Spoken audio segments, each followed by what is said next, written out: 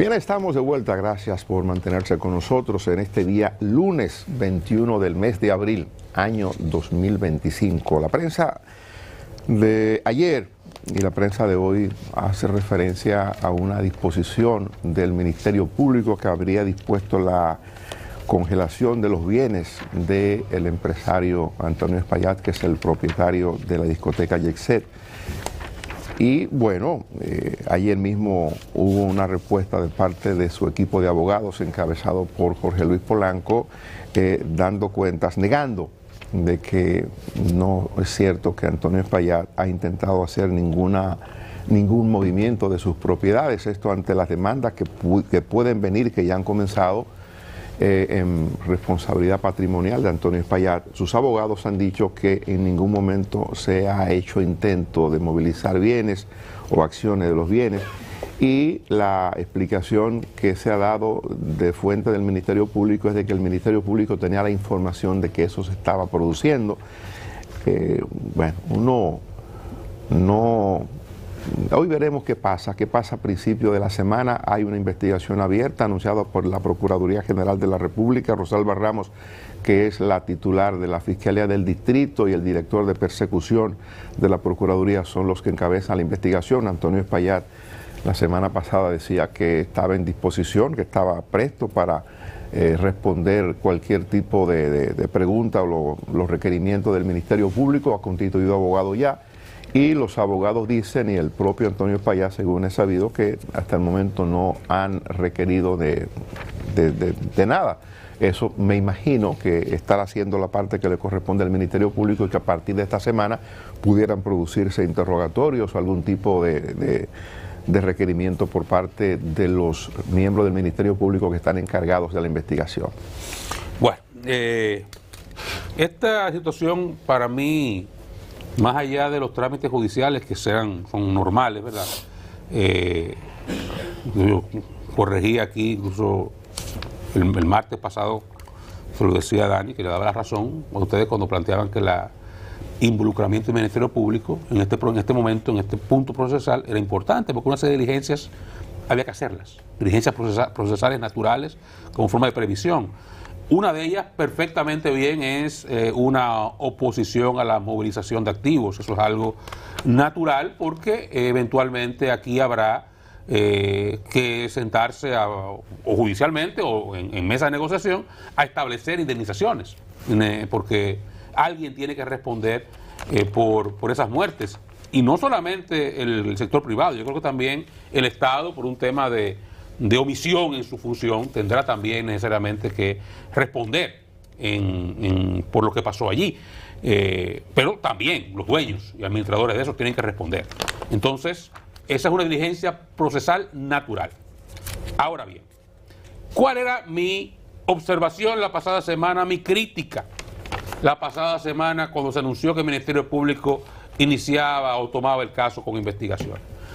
Lo que comenzamos a ver, una práctica que tiene el Ministerio Público de privilegiar los aspectos mediáticos de cualquier caso sobre la solidez probatoria.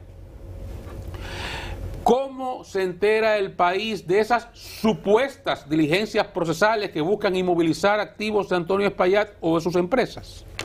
Porque algunos medios de comunicación, esos mismos que son favoritos de la Procuraduría en todos los casos, fuentes les dan la información. Esas fuentes, que ¿verdad?, son privilegiadas, le dicen a esos periodistas, a esos medios, que esas diligencias se hicieron, que un juez las aprobó y que eso sucedió.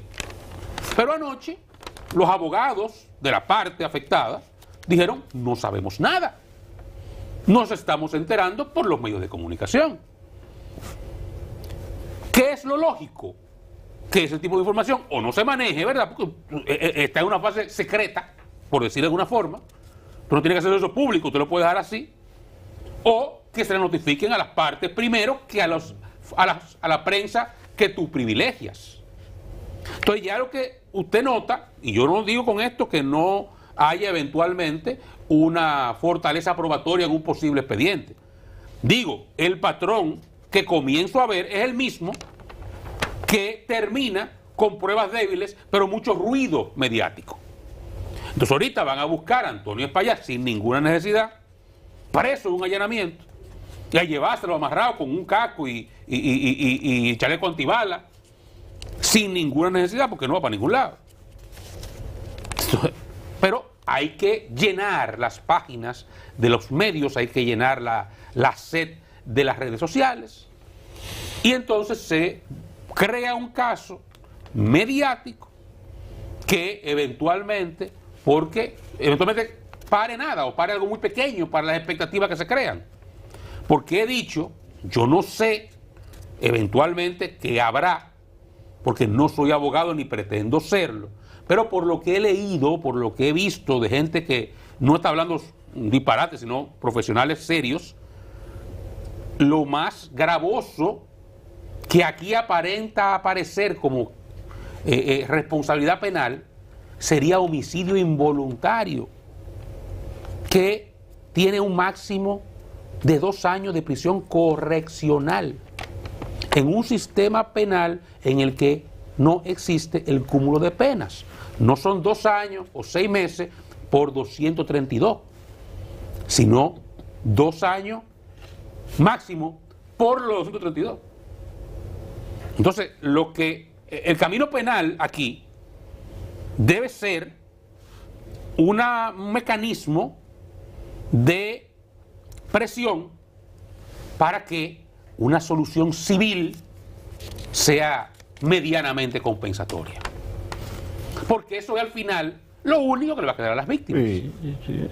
Ahora, si usted lleva a la gente y lo acorrala en el punto en el cual ya no hay nada que perder, ya lo único que queda es salvar dinero.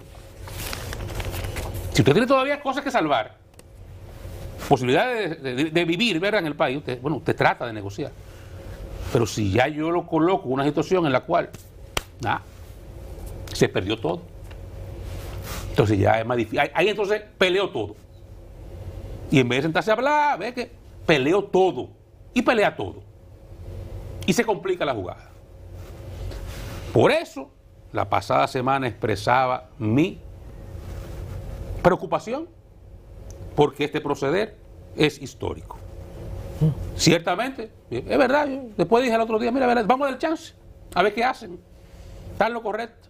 Pero ya comienza a oler mal la vaina, ya la vaina comienza a jeder. Es un protocolo oficial. ¿No entiendes? Entonces parecería que ya lo que sigue, mañana o pasado, es el show, el allanamiento, el abuso, de irse de madrugada, duerme con ropa, el diablo. ¿Entiendes? Ya no lo usan ese término a propósito. ¿Cuál? Bueno, Él duerme con ropa. tuvo que suicidarse alguien para que lo dejaran de usar. Ya no lo usan. Un cafecito, don Dani. Café Santo Domingo, café del bueno. Yo creo que el Ministerio Público, que tiene allí, ¿no?, excelentes abogados y abogadas. Muchas gracias, señorita. Ministerio Público, representante de todos los dominicanos. Yo creo que hay que hacer las cosas bien. Hay que hacer las cosas bien porque, en este caso, lo que pueden ser los imputados o posibles culpables o responsables tienen muy buen abogado.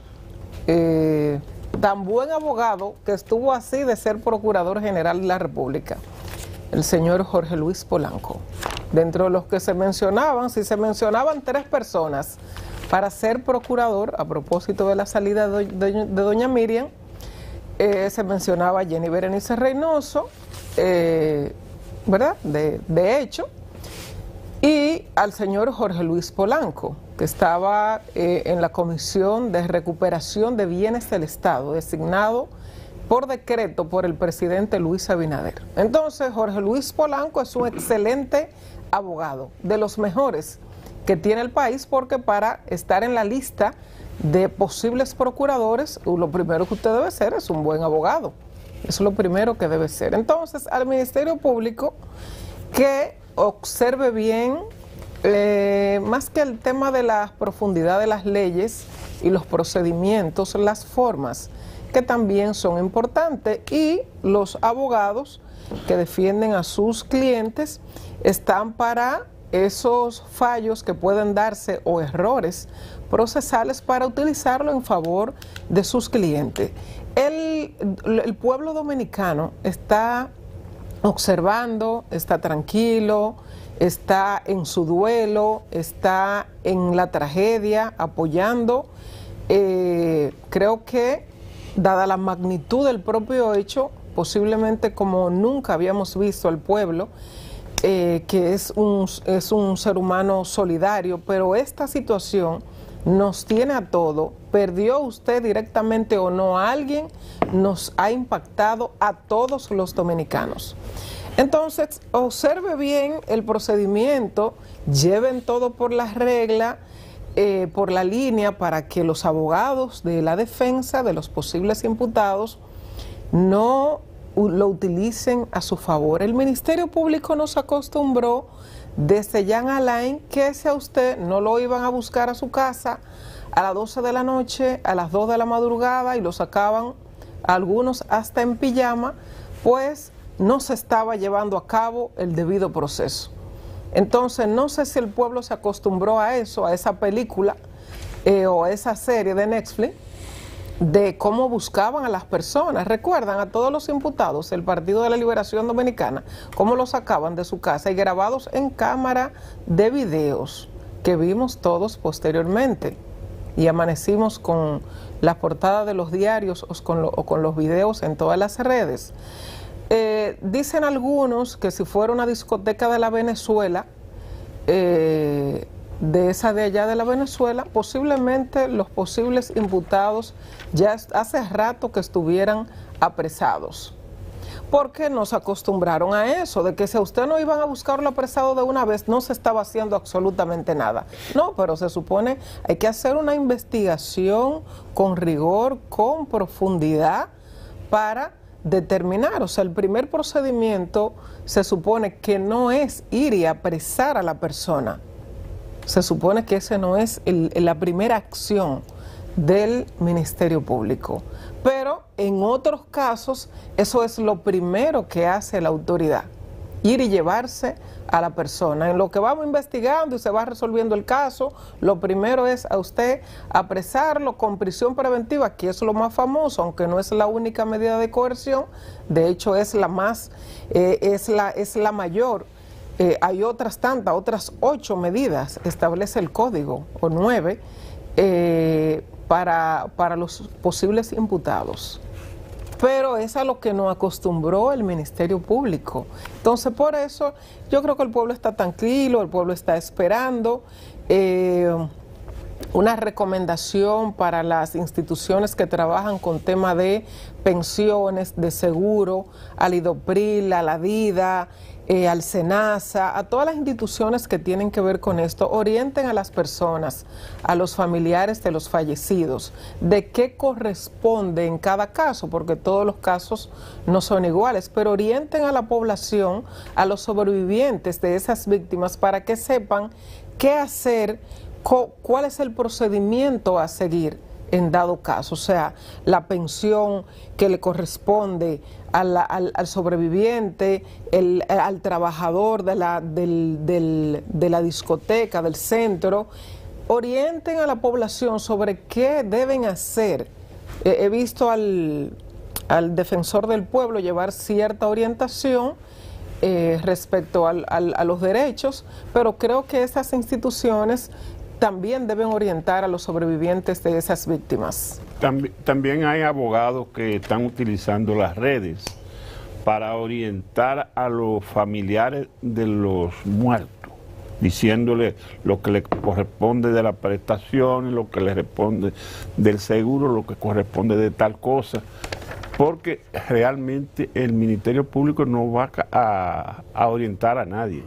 Ellos van a hacer su trabajo. Sí, esa es otra fase. Yo me refiero a la DIDA, al IDOPRIL, a las superintendencias, a la superintendencia de banco, a la superintendencia de pensiones, o sea, para lo que le corresponde, porque cada caso puede ser particular y diferente, pero hay que orientar a los sobrevivientes de esas víctimas sobre qué hacer, o sea, qué corresponde hacer respecto al tema de pensiones y ese aspecto de seguros. La Procuraduría General de la República tiene una oficina de atención a las víctimas que pudiera dar asesoría. Ah, bueno. Pero esta semana es clave ya.